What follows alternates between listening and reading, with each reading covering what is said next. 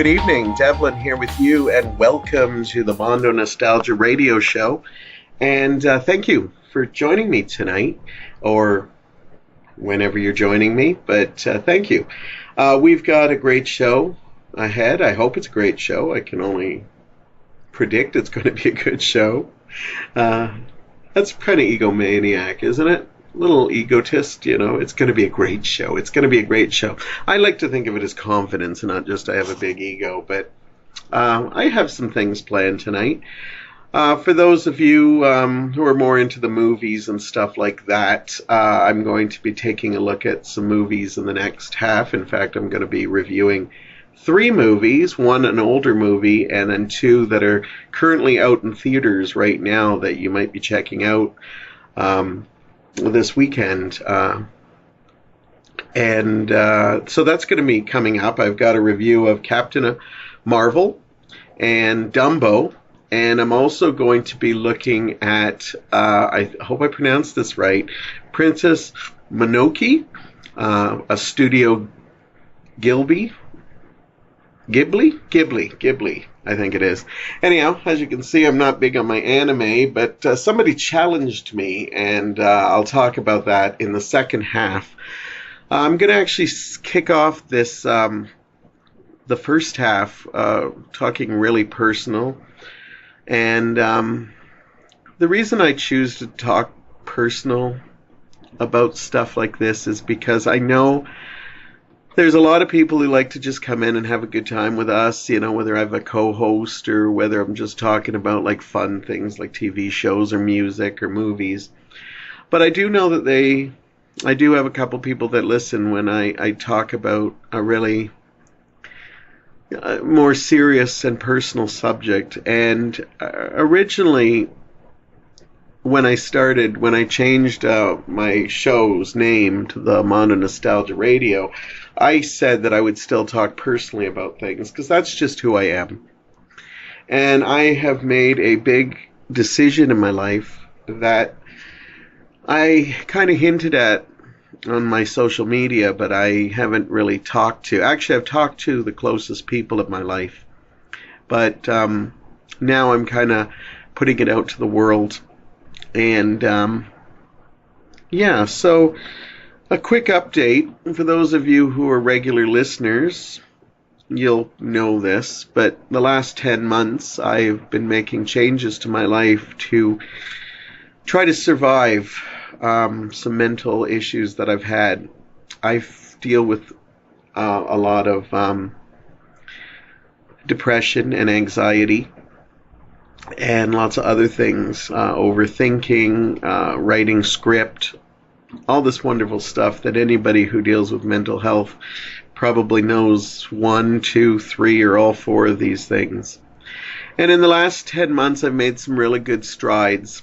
They're not all been perfect. I've had some depression. I've still had a lot of anxiety in there, and I hate to say it, I have had some suicidal thoughts in there. But looking on a positive note, my depressions don't last as long. They went from days to sometimes just hours. Anxiety I'm dealing with a lot better, a little bit. Coping mechanisms are in place. And as for the suicidal, doesn't happen too much. But when it does, I deal with it, and it goes away pretty quickly. So even though I've stumbled a few times in that 10 months, I consider most of the 10 months a victory. But a couple of weeks ago, I really kind of had a breakdown. A couple things were going on in my life, and I just realized that I'm having a hard time with this. It doesn't matter how much articles I read, how many people I talk to that deal with mental issues, try to talk to my friends and family. I just came to the realization that maybe this is bigger than me. And so I started making some moves, and I didn't realize how big these moves were until I actually made them. And, well, when I was starting to have some of these issues resurface in big ways, I constantly, every once in a while I was looking around social media, I would start looking for helplines, someone to talk to, and I could never find any that I was really happy with. I never told anybody I was looking for these because I hadn't found any, and I really didn't know. And then I basically had a breakdown one night. I just didn't get any sleep. My head was just torturing me with a mix of depression, anxiety, overthinking, and I just knew I couldn't do this anymore. I calmed down the next day, and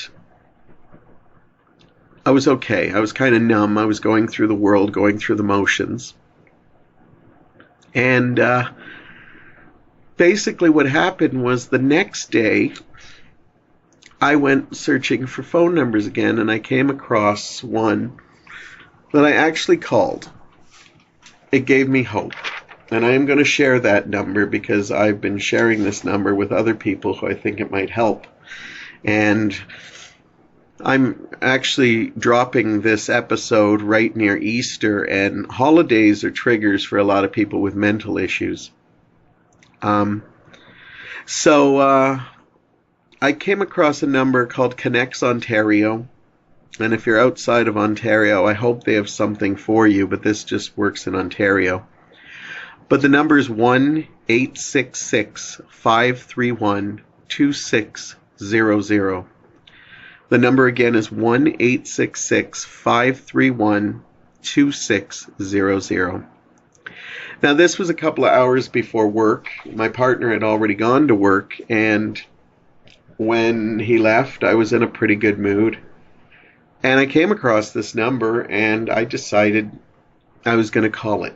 Now, I wasn't in a desperate place when I called it. I didn't know what to say. I didn't know what to do. I didn't know what to expect, but I thought I could always just hang up, or I could just...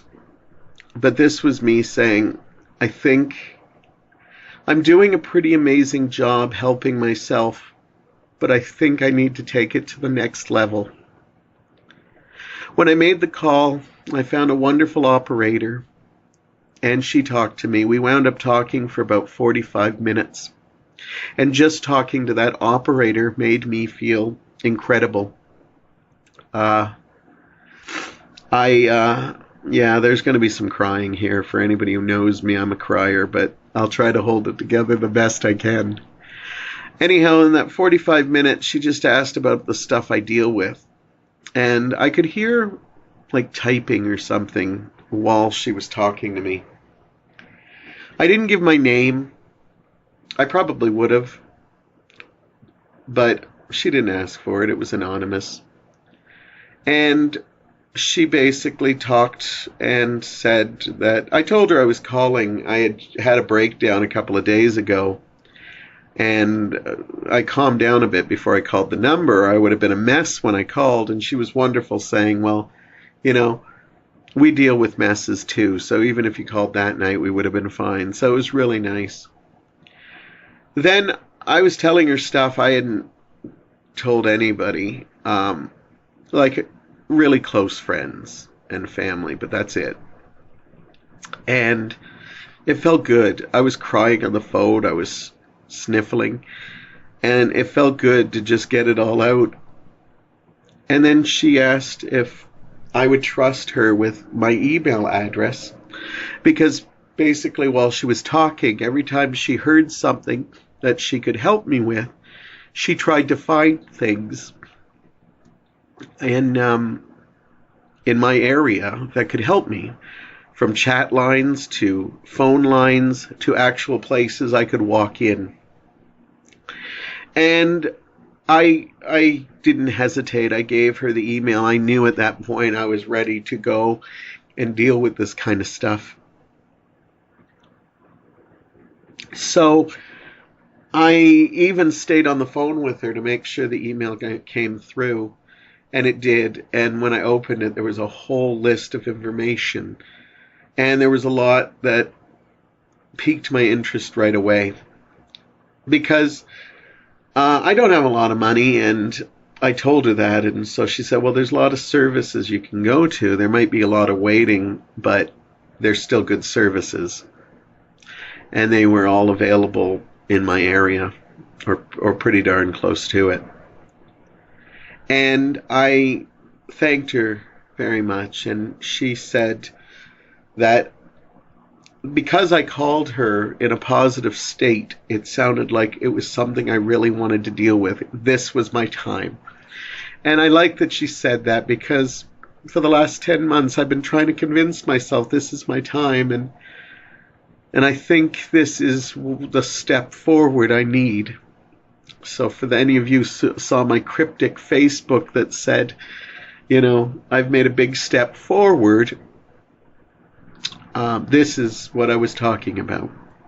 I also was very egotistical on that too, because I said, for those of you who love the Devlin that you know now, you ain't seen nothing yet. Because I am going to do what I can to get my head back in the game. So I went to work, but before I went to work, I actually called some of the closest people in my life to tell them I did this step, none of them knowing I was going to do this. I didn't even know that morning when I woke up I was going to do this. And I called my partner and Corda and Damien, and they were the first that I wanted to hear. And they were all very proud of me for taking this step and that I made this decision on my own. So then I started telling people, and if you're listening and you're a close friend and I didn't get around to telling you, I apologize, but, I will certainly let you in on how the journey goes. I went to work that day, and I was in a very good mood. I was already in an incredible mood. And I said, if this is the mood I could feel like at least 80% of the time, this would be wonderful, because I knew I couldn't deal with the person I was for the next 30 years or how many years left in my life I have. But I said, if I felt this way, because it just felt like I got a weight off my chest. When I came home, I investigated all the places she had sent me and checked off which ones I thought were positive and which ones were more, I don't think they were what I was looking for. And I was going in late to work the next day, so I decided I would wait to make my call for the next day. And I decided that was what I was going to do. But I started working on a game plan within 24 hours. I won't go into serious details, but there was one that I was very intrigued by, and I called them first. And I was really hoping for a support group. And they said they didn't have a support group. I've talked about it a little bit, but I don't want to go into it. But I dealt with some abuse when I was younger. I won't go into details because only really, really close people know what I've been through. And even they don't know a lot of the details. So I wouldn't feel right talking about it here, at least at this moment in my life. But anyhow, I survived it. I reached out in my 20s and tried to get help. And I was basically told that the kind of abuse that I went through wasn't as serious for a boy as it was for a girl. And basically I reached out and I was told that boys didn't matter. So I've been basically sitting with this for 30 years, and now I'm trying to get rid of it. I asked if there was a support group for other survivors of this, and they said no. They said every time they've tried, they said it's just something men don't feel comfortable coming out, but they were hopeful that they were going to continue to try and do this. But they said we could set you up with a counselor, and I decided I was going to do that.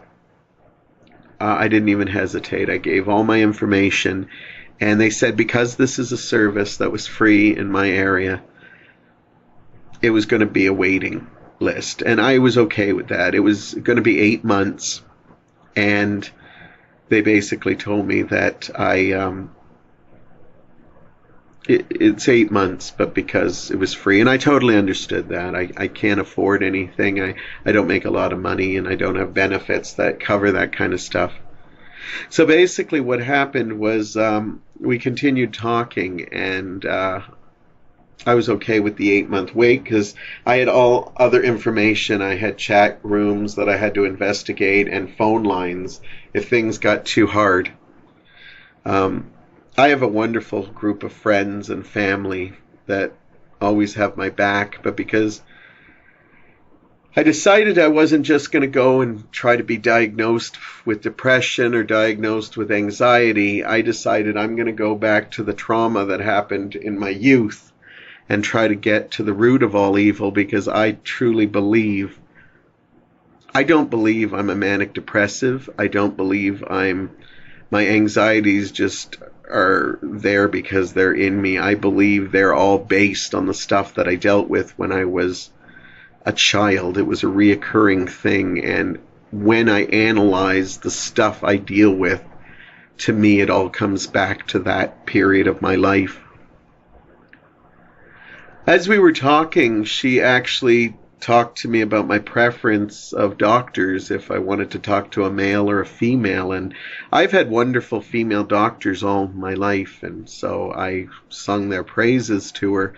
But I told her in a case like this, I think I'd be more comfortable with a man, and surprisingly she said that my waiting list would now be lessened because of the fact that I chose a man. She put me through to a doctor that would call me and get in touch with me and see if it would be a compatible decision. And so the waiting game came again. As I waited for, we're just talking days, I'm not talking weeks, I was at my appointment, they told me it could be 8 months. So I was ready to wait. But in that time, I wasn't giving up. I was looking at other options and stuff like that. If phone lines that I could use if I really needed to talk to somebody, or just, and, I set up on this chat wall that I tried to post on it, but I don't think it's for me. I think it's called the Big White Wall, and it's a place where you can go to learn, not only counselors teach you online coping mechanisms, but you also, it's more like a forum rather than a chat room, and you can post things, and basically other people who've dealt with that might help you with how they deal with it. So it seemed like a good idea. I went one, and oddly it gave me more anxiety, so I didn't write it off. I just said, this just isn't for me right now. As I said, my mood continued to stay great. In fact, it stayed great for over a week. And then one day I was home from work early, and I got a call, and it was from the doctor. He seemed very nice. We chatted for about 20 minutes, and he understood that I was ready to deal with this, and he was quite positive. He said, I only got a limited amount of time. I won't go into real personal details, but he said, you got a limited amount of free sessions, but he says, from the confidence that you know exactly what you want, it sounds like you know what you're going to be dealing with, and that you're in a position where you want to finally deal with this. And so he was confident that I might not even need all the sessions that I got, but if I felt they were good, I'd look into like pricing and stuff. He also told me, I told him about how I reached out in my 20s and it happened, and he said, okay, well, we didn't have as much resources. So he basically told me, promise me if it doesn't work out between you and I, that you will try for another counselor. And I promised him that. He said, don't give up like you did in your 20s. I said, you know what? I've been holding this for more than 50 years, and now it's time to deal with it. So oddly, he tells me that he actually has an opening in 2 weeks. So my wait time went from 8 months to 2 weeks, and I have not gone to my first session. I'm going in a couple of days. I'm both nervous and I'm excited about dealing with this. I am confident he'll be somebody I can talk to, just because our banter on the phone was just quite nice, and I felt like I was talking to a friend. So we'll see how it goes when we're, got the timer going in his office. But I am going to see a counselor and going to deal with something that I should have probably dealt with decades ago. And the reason I want to tell people this story is because if I can get a big step ahead like this, and if I do have bad experiences in this journey, I will keep trying. But if I can do it, you can do it too. And I hope you do, because I have been feeling amazing since I've made that first step. I still have down days. I'm kind of in a down day right now, but I'm already using coping mechanisms that I've already learned from online, and they're working pretty good. They won't stop you from having no anxiety, but they can stop you from dealing with less anxiety, or how to deal with it, how to deal with stresses and stuff. And that's kind of what I'm learning right now. And I'm hoping to learn more when I talk to this counselor. And the counselor said, please do me another favor. If you decide you get cold feet and you cancel, which happens a lot, please reschedule. Keep rescheduling until you go. And I told him only if I'm hospitalized or severely sick will I miss that appointment. And I will be going, as I said, unless something really bad happens, but I'm not going to chicken out. I told him I might come to you totally terrified, tears in my eyes, but I'm going to get to that meeting.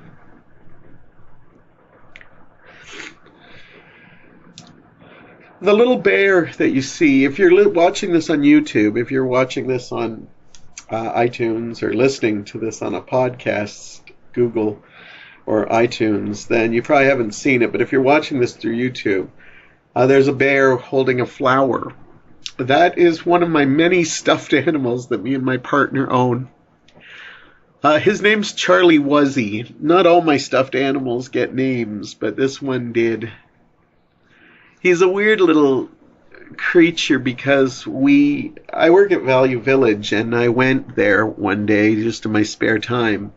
It was the day before Christmas Eve, and we were doing our laundry, and we always pop in for 20 minutes, and we saw this little scraggly bear there, and he just was staring there, and Mike was actually the one who it caught his eye. And we looked at it, and there was just something about him, as you can see. He's just so scraggly and stuff. And we were about to leave that day, and, as I said, we had done all our Christmas shopping. Presents were wrapped, and before we went, Mike says, we have to get one more thing. And we went back, and we picked up the scruffy bear, even though we probably were going to buy stuffed animals. We usually get at least one each from stuffed animals from us. And we brought him back home.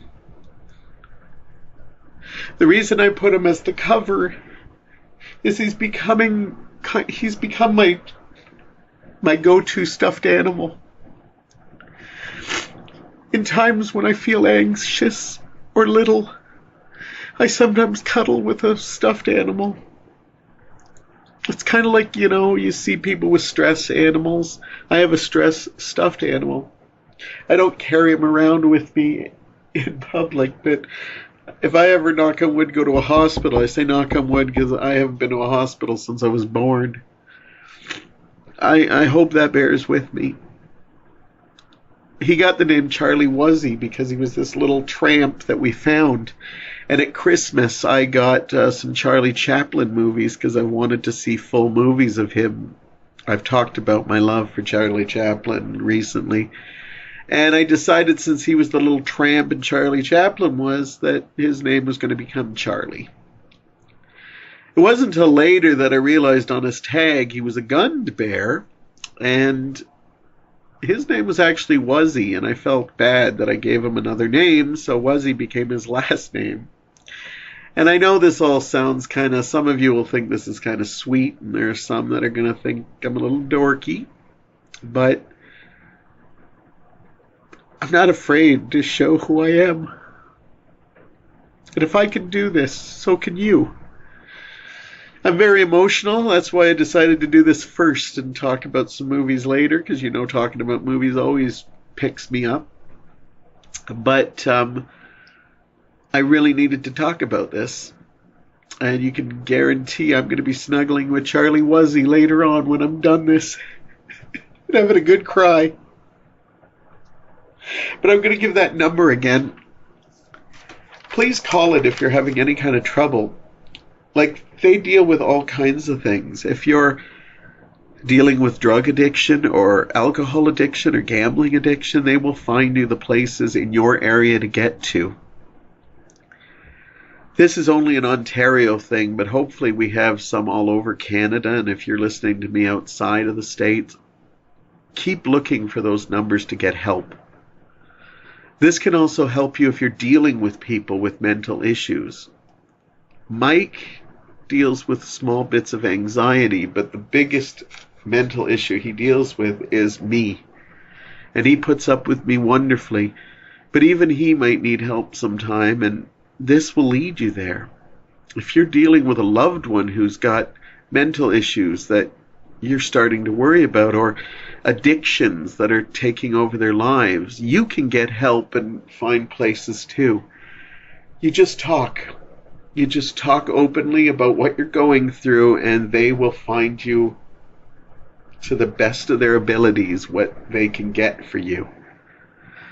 Connects Ontario, it's called. It's 1-866-531-2600. That's 1-866-531-2600. I strongly recommend this. I've already recommended this to a couple of people, and I really hope they use it.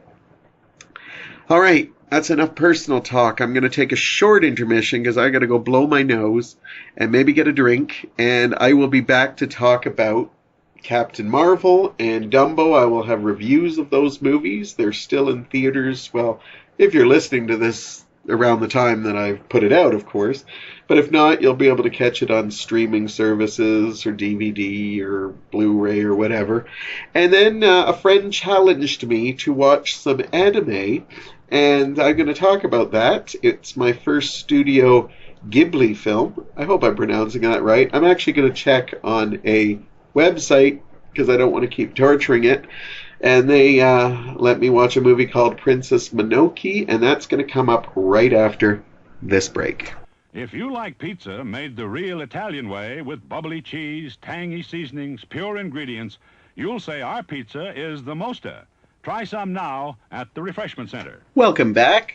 I grabbed a beverage and some water and blew my nose a little bit. And now I'm back to review a whole bunch of movies, and we're going to start with Princess Mononoke. I hope I'm pronouncing that right. A couple of weeks ago, I had Luther Griggs as a co-host, and I believe he mentioned that he showed this to his brother.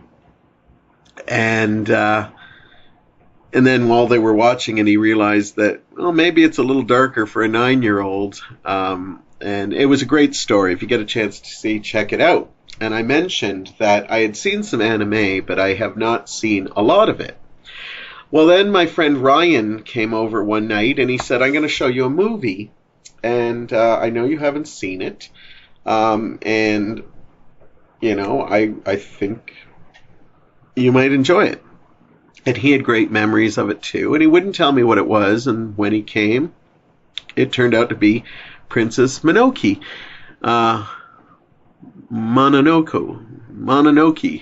Mononoke. We'll go with that. And it's a Studio Ghibli film, which Studio Ghibli is a Japanese anime studio that is really big, and they give lots of different styles of movies, and they're kind of like almost like the anime's answer to Pixar. They're really high quality and really beloved, and Princess Mononoke is one of the most loved. I do apologize for getting that name wrong. Hopefully I've got it right at least once. So anyhow, I took the challenge. It was obviously something that meant something to him, and he said, this is the movie that Luther mentioned, so I had a feeling you didn't see it. And I said, okay, let's do this. So I watched my first Studio Ghibli movie. Now, I had been introduced to anime a little bit. I have watched Akira, and I used to watch, my first introduction was probably like many people of my age range, Battle of the Planets, which was the old Gatchaman series that they remade and brought to the States. And also, I think I saw one called Vampire Hunter D, and I saw the first couple of episodes of Attack on Titan, and I didn't stop watching it because I didn't like it. The person who showed it to me, we just didn't have time to finish it or anything. But anyhow, we watched the movie together, and I decided I was going to give it a review, because I've always, like, when Damien and I do movies, he's a fan of different kinds of anime. He's very picky in his anime, and I've always told him to challenge me. Now, he showed me the first couple episodes of Attack on Titan, but so far he hasn't added any to our upcoming list of movies we're going to review. Princess Mononoke is one of the most beloved in the series, and I actually really enjoyed it. Visually, I found it very stunning, and I actually really liked a lot of the actual story, and I liked the characters, and I liked a lot. Mostly I liked the visuals.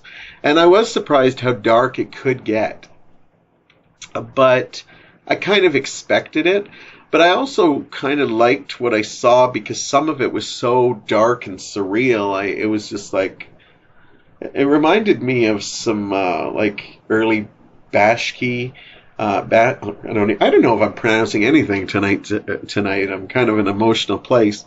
Just some stuff like, even the animation in the movie, like the wall and stuff like that, just darker stuff.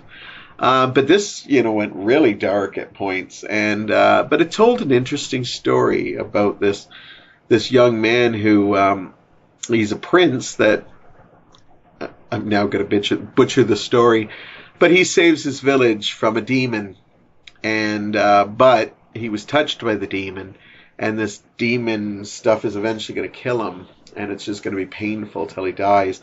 But he has to leave the village and his family and everything behind. And he goes heading to a journey to see if there's any way he can end this demon that's inside of him, or just die. And he comes across, other characters, including Princess Mononoke. And basically there's a story about how nature and man are at war, and he becomes caught up in the middle of it. As I said, I really like the look of this movie, and I've always seen trailers for Studio Ghibli, and I always thought they looked kind of neat, and I've always wanted to see some. And this was my first, and it actually, after the movie, we talked a little bit about some of the other movies in the series. In fact, we looked at all of them, just like talked about them, and he gave me quick little snippet reviews of what each one's about. And I have to say that although I did have some issues with it, there was some very heavy-handed. When I get lessons in a movie, I like them to just come naturally. But there's some really, banging you on the head with a hammer kind of lessons on this, which I'm not the biggest fan of. I also sometimes, I thought the voice work was very good. I saw the American dubbed that had some, fairly well-known people in it. Billy Bob Thornton, I can't even think of half the people in it, but I actually really thought the voice work was really good, and the sound effects and the fight sequences, some of them were like dazzling visually, and just the imagery just was mind-blowing.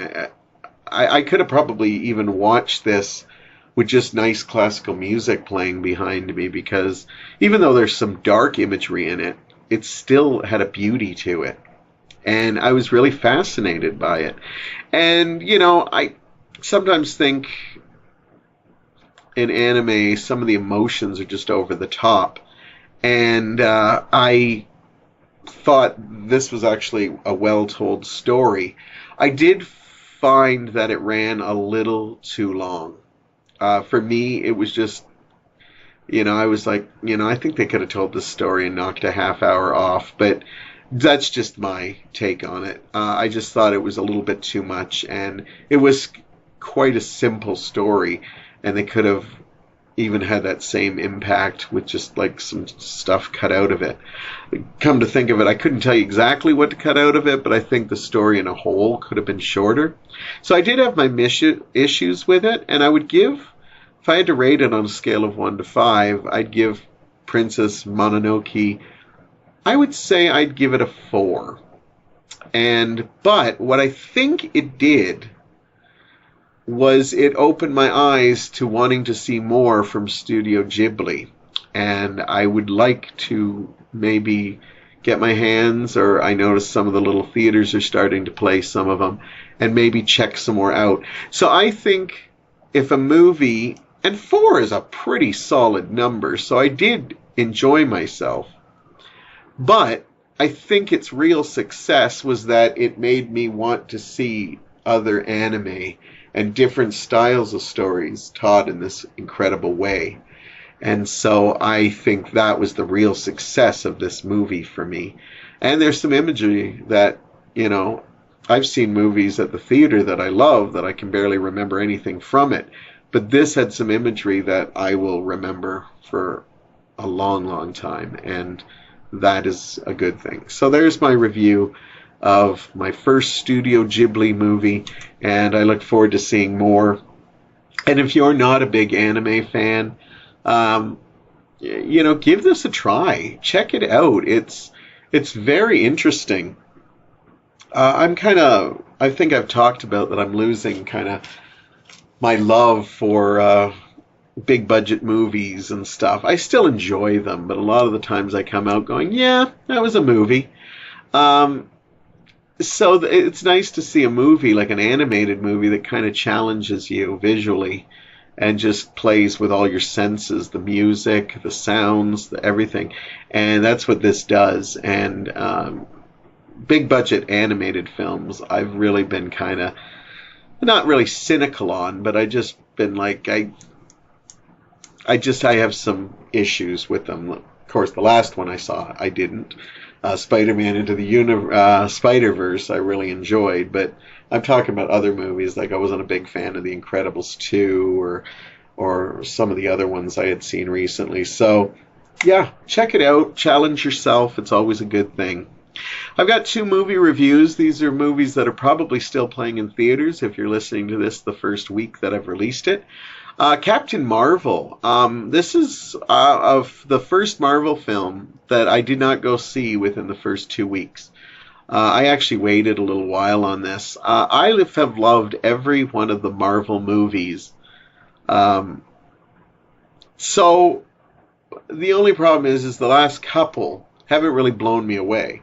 Black Panther, Ant-Man and the Wasp, Doctor Strange. I basically came out of the theaters just saying, okay, that was all right. Yeah, Marvel's got a formula now, and I'm almost a little bored of it, but they're still entertaining films. I have still not seen a Marvel movie that has let me down. But it's been a while since maybe Spider-Man Homecoming, maybe Guardians of the Galaxy 2, where I've seen one that's really blown me away, or one that I've really had fun with. Even movies like Black Panther and Thor Ragnarok, which had huge fan things, I had a lot of issues with. So I kind of waited to go to Captain Marvel. I almost got to the point of not wanting to go to it, and then I realized, no, Endgame's coming up very soon, and I have to go see it. But I decided that after Endgame, I might just pick and choose my Marvel films.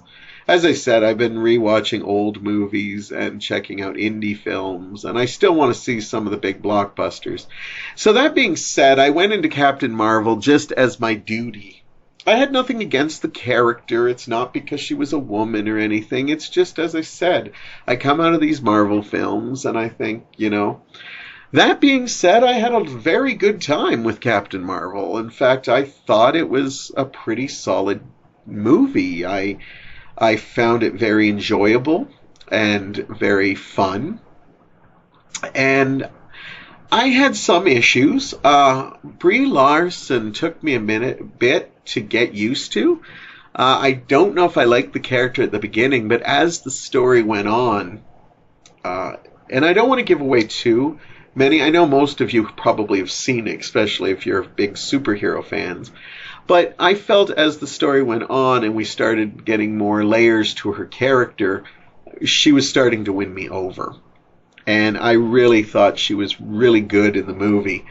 I'll get to my biggest problem with the movie, and it has nothing to do with her or the movie. It has something to do with the character itself. I enjoyed Samuel Jackson to the point where I forgot that they actually digitally made his face younger. I didn't even think of that until somebody mentioned it after the movie, like, wow, they did pretty good with his face being younger. I just thought Samuel Jackson's just getting so good he can even act young. But then I realized, no, I didn't even notice, so it wasn't even a big deal in the movie, but he looked good and it was fun. I thought he was a little goofy. I'm used to Nick Fury being, kind of like this tough as nails kind of guy. And I found he was a bit goofy, but he was still, Nick Fury for the most part. I liked the story. I thought, when they actually get into it, it's actually a pretty great story. Like, I thought it was a great origin story. I liked the way they did it. They paced it well together. I enjoyed the cat, Goose.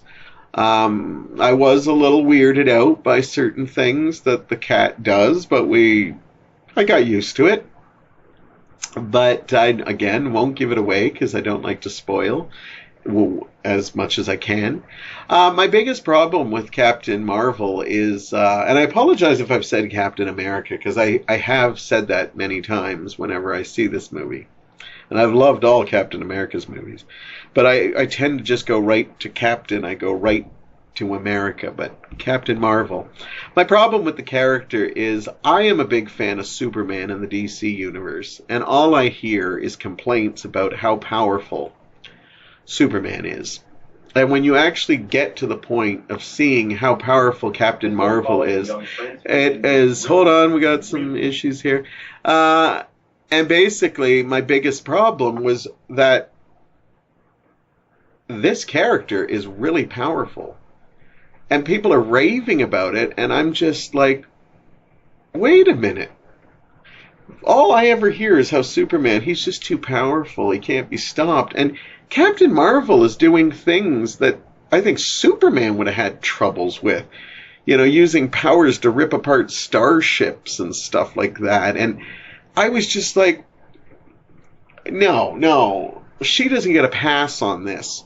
I've constantly heard, well, when Captain Marvel shows up, this will be the most powerful character in the universe.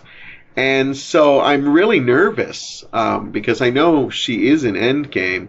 And I really want Endgame to be the main Avengers. I want the original Avengers, since this is their final movie kind of thing they keep toting, I really hope they are the ones who sort out Thanos and Captain Marvel just doesn't come in and just take away all the thunder. Because as far as I see, she is that powerful. And I'm okay with her being powerful, but, let's stop knocking Superman down when Captain Marvel seems to be able to do just about anything. And as I said, I really will be disappointed if she's the one who takes down Thanos.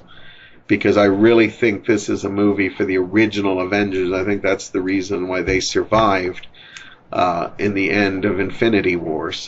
But overall, I avoided seeing Captain Marvel till the last minute, and I wound up liking it better than Black Panther and Ant-Man and the Wasp and Thor Ragnarok. So I'm going to give Captain Marvel, I'm going to give her a 4. Yes, I'm being very generous tonight. Because I kept going 3.5, 3.5, but I really think I did like it to give her a 4. I think my being nice to movies is going to be out, because again, when I was thinking of Princess Mononoke, I was going to go 3.5, and then when I said it out loud, I went with a 4. But I think I've run out of my goodwill for my next movie, because I was not a big fan of my next movie. It's Walt Disney's live-action Dumbo. Now, Disney has been doing live-action movies. They've been doing them for a long time, but they recently started up again with Maleficent. I can never say that name, but I don't count that one because that was kind of a different story than Sleeping Beauty, and it was kind of a prequel to Sleeping Beauty. But they've done Cinderella, they've done Beauty and the Beast, they've done The Jungle Book, and I've been hit and miss with them. I thought Cinderella was incredible. I thought The Jungle Book was incredible. I thought Beauty and the Beast was a heaping crap. It was just bad. I did not like it. I thought the CGI was bad. I thought just so much about it was bad. Now, out of the ones coming out this year, we've got The Lion King coming out, we have Aladdin, and we have Dumbo. And out of those three, believe it or not, Dumbo was the one I was looking forward to the most. Aladdin, I wasn't the biggest fan of the Aladdin cartoon. I know a lot of people were grown up with it. I wasn't. I liked a lot of Aladdin. I actually had problems with the Robin Williams genie. I really had a hard time with pop culture references in a movie that's supposed to take place back in time, and it kind of takes me out of the movie every time I see it. So Aladdin, the trailers have been hit and miss with me, but I'll probably go check it out. And The Lion King looks wonderful, like absolutely phenomenal if you haven't seen the trailers. But my problem with it is that it looks like it's almost going to be a shot-for-shot remake, and I don't really think I want that. But the reason I was most excited about Dumbo was because I love the fact that Dumbo was mixing with Tim Burton. Because when they first announced it, I thought, okay, I think I get it. But at the same time, I was like, I don't know if this will work or not. And now that I've seen it, I can tell you that for me, it did not work. In fact, I was really surprised how much I did not like this movie. And I think one of the biggest problems is the original Dumbo is actually only about an hour and 5 minutes. And quite frankly, they really had to add a lot of stuff to Dumbo. And they also had to get rid of some politically incorrect stuff. And unfortunately, because you're dealing with a circus, there's already dealing with some, stuff that's already considered taboo now that a lot of animal circuses are basically, gone. So they had a lot to work with. But Tim Burton, the idea of the actual circus world was really, I thought that would fit him. He did it a little bit in Big Fish. He did it in a little bit in some other movie that's failing to remind me what it was. And so I was quite confident that he would be able to pull some of it off. The early trailers looked pretty damn good too, but unfortunately I don't have a lot of good things to say about it. The best thing I can say about this is the best thing about Dumbo is Dumbo. The actual character Dumbo is sweet. When you see him on the screen, he just melts your heart. And he looks great. Even when he's flying, it looks wonderful. I found the CGI to be pretty good, so I did believe when he was flying, but he has these beautiful big blue eyes that just make you want to give him a big hug and care for him, and when he's being made fun of, you just want to protect him. So I guess if you're going to get one thing right in Dumbo, to get the lead character is fine. But unfortunately, because they have to build up more of this world, everything is not working, in my opinion. If it worked for you, I hope so. Now, any of you know I love sentimental movies. Dumbo is probably not in my top 10 Disney animated films of all time, but the scene where the mother elephant has to say goodbye to Dumbo is probably one of the most heartbreaking scenes, and even when I put Dumbo on, I can't get through that scene without crying, Baby Mine is playing, and it's just heartbreaking. But when they showed the scene in this movie, I don't know, maybe it was just the mood I was in. I might have mustered up a tear, but I didn't have the same feeling because it just had a different feel to it. And so I was worried right there when I can't get an emotional invested in one of Disney's most heartbreaking scenes in their animated movies. They fill it up with a whole bunch of human characters, and some of them are okay. Danny DeVito is pretty good as the ringleader, who is the ringleader of the circus that Dumbo is at. Colin Farrell does a surprisingly good job. I don't say surprisingly. Colin Farrell is an amazing actor, but he really seems to go for it. He doesn't get a lot of material, but what he does get, he works with it, and that's really great. I think, sadly, the person who let me down most was Michael Keaton. He plays kind of like this Walt Disney-esque. And first of all, I want to say kudos for Tim Burton for doing a Walt Disney film and managing to get a character that's loosely based on Walt Disney and making him this, we're going to make theme parks because that's going to be the future. Circuses are going to be dead and we're going to have this thing. Now, Disney finds a way to keep that away, but I give Tim Burton kudos for going full on. But the problem is Michael Keaton goes full on too, and Michael Keaton is a really great actor, but I have noticed in some movies like Need for Speed, he can go a little over the top to the part where it almost seems like he's doing his comedy again, like in a movie like Beetlejuice or Night Shift, where he's just over the top. This one, he might as well be, they should have gave him a mustache so he could twirl around, because he was just coming off so, just the first couple of lines he has, it's like, who would trust this man? So he was really over the top. Another part I had was they added these two kids. Now, in the original Dumbo, they have Timothy the mouse. And although Timothy is seen in the movie, he's got a couple of shots where you see a little white mouse in he's in his little major circus outfit with the little majorette hat or whatever it's called, and you see them and you wonder, why do they have mice at this circus? There's no, sadly the dark side of me kept saying, well, if they have a snake charmer, maybe they're to feed the snake. But I didn't understand why they had these little mice that were dressed in clothes. But that mouse never becomes Timothy the mouse, which is kind of like his Jiminy Cricket to Pinocchio in that movie. Instead, they give him two kids, and one of the things I hated most is the little girl in this movie. I didn't hate her. She was a wonderful young actress, and she was doing what she was told to do. I like the fact that they made her she's the one who comes up with how Dumbo can fly. And I have no problem with that. She helps him fly, how it works and stuff. But what I hated was that visually, Dumbo was so well done with the CGI that you could tell everything that was happening. When Dumbo was scared, when Dumbo was looking at wonder, when Dumbo was, sad, you could feel it.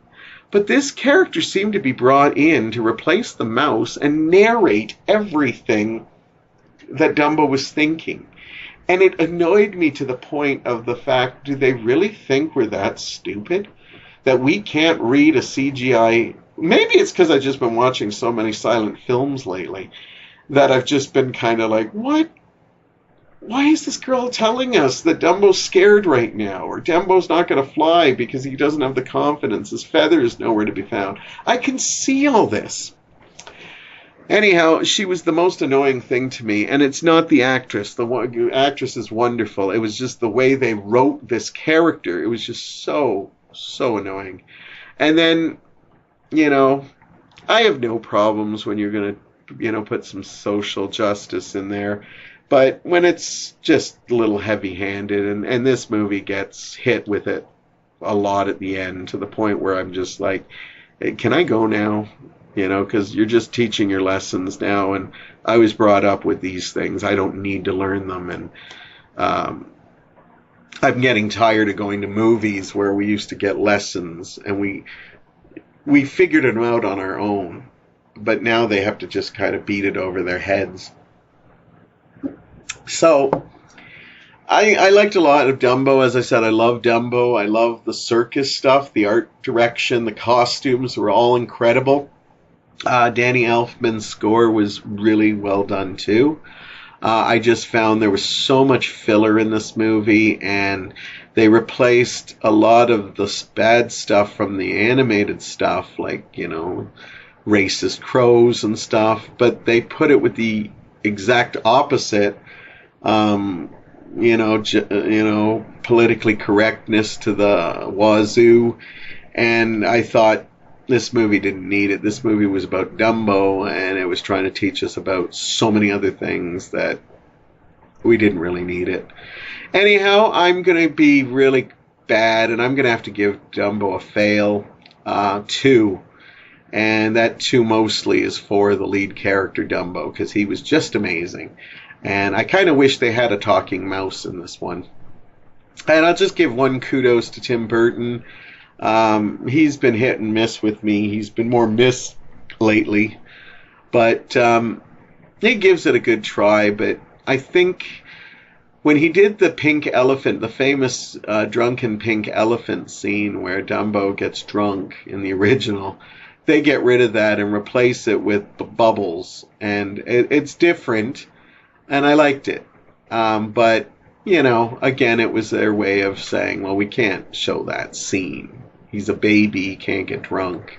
But again, I liked that he found a way to get it in there, because I thought, well, Tim Burton's taken this. That pink elephant scene is going to be in there somewhere. And they use it in a creative way. It's a very far-fetched way, but I still liked it. Anyhow, I'm going to have to give Dumbo a 2. It still might be a good family fare. I saw some kids in the audience that seemed to be enjoying it, so they might get a kick out of it. Just not for me. And, you're talking about a guy who spends a lot of time with a teddy bear for comfort, anxiety, stress relief. Anyhow, on that note, I'm going to let you go. And if you are listening to this on the week I've released it, I hope you have a great Easter. I'm hoping to have another co-host in the studio very soon. And thank you for listening. Thank you, especially if you listened through the personal stuff at the beginning. If you skipped over that, I'm okay with that. It's not for everybody, but a special thanks for the people who do. And an extra special thanks for anybody who is going to call that number and take their big step tonight. I will be there with you in spirit. And I hope I've led you in a positive direction, because I think I'm moving in that positive direction too. You have a wonderful night, and I will talk to you very soon.